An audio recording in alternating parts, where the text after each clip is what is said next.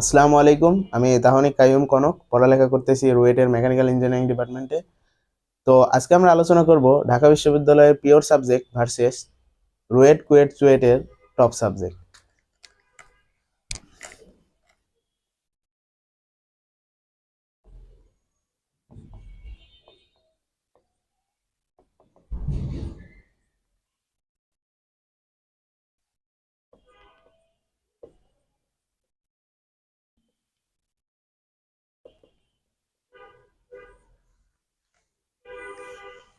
তো দেখো যে সিকে রুয়েটের টপ সাবজেক্ট কোনগুলা। ফার্স্টে আছে ট্রিপলি, সেকেন্ডে সিএসি,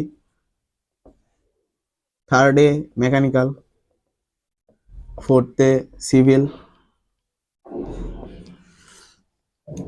আর ঢাবের পিওর সাবজেক্ট কোনগুলা? ম্যাথ,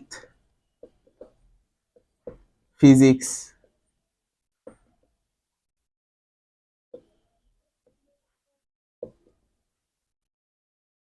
বোটানি, এই ধরনের আর কি পিওর সাবজেক্ট।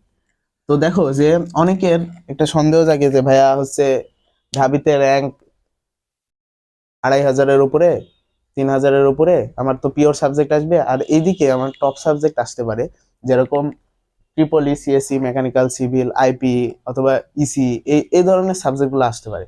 তো এই ক্ষেত্রে বলবো যে পিওর সাবজেক্ট, ঢাবির পিওর সাবজেক্ট যেগুলো ম্যাথ, ফিজিক্স, বোটানি, এই ধরনের। ফিজিক্সে যেরকম ধরো পাশ করা অনেক কঠিন, বুঝছো। আমার একজন টিচার ছিল, উনি হচ্ছে ঢাবির ফিজিক্সে পড়তেন, তো উনি বলতেন যে পাশ করা অনেক কঠিন, পিওর সাবজেক্ট গুলো পাশ করা সম্ভব, মানে পাশ খুবই কম মানুষ করে, আর এটা পাশ করে বাইরে হতে ওনারই লাগছিল 5 বছরের বেশি। ঠিক আছে। তো পিওর সাবজেক্ট গুলা চুজ করার আগে চিন্তা ভাবনা করতে হবে যে তোমাকে হচ্ছে অনেক বেশি মানে টাইম দিতে হবে পড়াশোনার প্রতি।